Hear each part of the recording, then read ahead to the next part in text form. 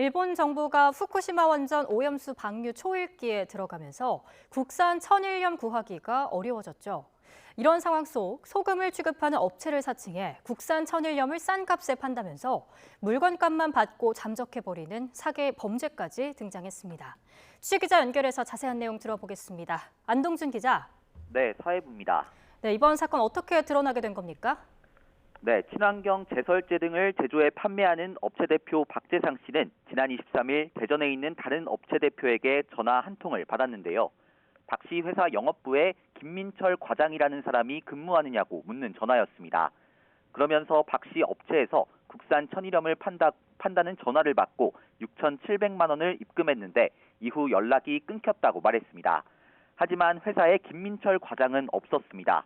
더구나 박 씨 업체는 국산 천일염을 취급하고 있지도 않았습니다. 누군가가 박 씨 업체를 사칭해서 사기를 저지른 겁니다.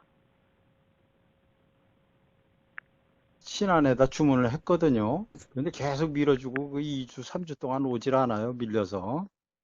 그래서 이제 다급한 마음에 네, 전화만 받고 돈을 입금했다는 게 선뜻 이해가 가지 않는데 어떤 방식으로 사기를 친 겁니까? 네, 꽤 치밀하게 피해 업체들을 속였는데요. 먼저 범행을 저지르기 하루 전 박 씨 업체의 한국전력이라며 전화했습니다. 인근에 전신주 공사를 해야 하니 업체 전화번호를 잠시 다른 번호로 돌려놓으라고 주문했습니다. 직원들은 한전이라는 말을 그대로 믿고 사기범이 알려준 번호로 착신을 등록해놨습니다. 공사하면서 감전사고라는 이제 큰 어떤 사고가 발생할 수도 있다라는 거를 얘기를 하니 될 수 있으면 뭐 이런 부분들은 협조를 해줘야 되겠다라는 생각에서 사기범은 이렇게 박 씨 업체 번호를 가로챈 뒤 본격적인 범행에 들어갔습니다. 소금을 취급하는 업체에 박 씨 업체를 가장해 전화를 걸어서 구매 의사가 있는 업체에는 명함을 보냈습니다. 명함에는 실제 박 씨 업체 내선 전화번호를 적어뒀고 구매하려면 이 전화번호로 연락하라고 유도했습니다. 실제 업체 번호와 같아서 피해 업체들은 꼼짝없이 속을 수밖에 없었는데요. 하지만 이 번호는 이미 다른 번호로 착신이 전환된 상태였으니까 전화를 걸어도 사기범과 연결됐던 겁니다. 이 밖에도 사기범들은 소금 실물과 이력 증명서 사진은 물론 위조한 세금 계산서 등도 보내서 피해자들을 안심시켰습니다. 네, 이렇게 업체명이 도용된 사례가 더 있다고요? 네, 명의가 도용된 업체는 YTN이 확인한 것만 4군데입니다. 업체 전화번호를 가로챈 뒤 피해 업체에 명함을 보내 실제 업체 번호로 전화를 유도하는 범행 방식이 모두 유사하게 나타났습니다. 물론 업체명을 잠시 도둑맞았다고 해서 당장 금전적인 피해가 발생하는 건 아니지만 업체들은 앞으로 업체에 대한 믿음이 무너지는 것은 아닐까 걱정하고 있습니다. 저희 회사에서 정상적으로 물건을 판매를 하고 하는데 나중에 대성인도서 하면 이게 진짜인지 아닌지 모르는 그런 상황이 생길 수도 있다 싶어서 또 경찰 등 관계기관에 피해가 접수되지 않으면 얼마나 많은 업체가 사칭을 당했고 또 사기 피해를 받는지 집계하기도 어렵습니다.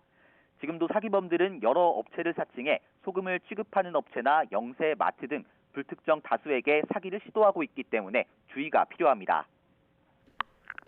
네, 사기범들이 치밀하게 범행을 준비했던 것 같습니다. 피해를 막기 위해선 어떻게 해야 합니까? 네, 사기범들은 인터넷에 나와 있는 박 씨 업체 정보를 보고 사업자 등록증과 세금 계산서 등 각종 서류를 위조했습니다. 하지만 자세히 보면 허점도 있습니다. 사기범들이 위조한 사업자 등록증과 실제 사업자 등록증을 비교하면 형식이 조금 다르다는 점을 알 수 있습니다. 업태와 종목 등 상세 사업 종류는 인터넷에서 알 수 없기 때문에 그대로 베낄 수 없었던 겁니다. 또 대표자에 다른 이름을 끼워 넣은 것도 발견됩니다. 자신들의 계좌로 소금값을 받기 위한 건데 끼워 넣은 명의로 통장 표시 양식도 준비했습니다. 역시 실제로는 존재하지 않는 서류입니다. 그래서 이렇게 거래를 할 때는 상대방이 건넨 서류가 진짜인지 구청이나 은행에 직접 확인해 볼 필요가 있고요. 싼 값에 국산 천일염 등 소금을 판매한다는 전화가 오면 실물을 직접 확인하기 전까지는 먼저 값을 치르지 않는 게 안전합니다.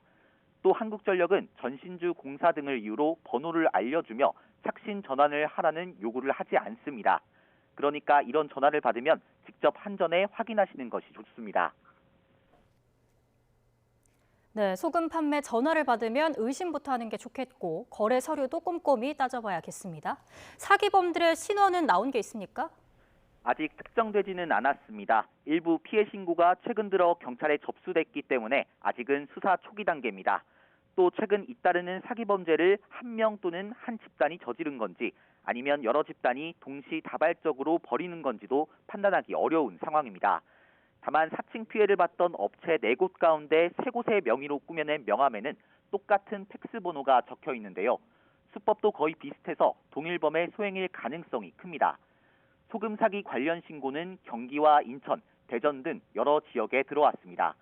경찰이 접수된 개별 신고를 조사한 뒤 같은 집단이라는 것이 확인되면 경찰서 한 곳으로 병합해 수사를 진행할 수도 있습니다. 지금까지 사회부에서 YTN 안동준입니다.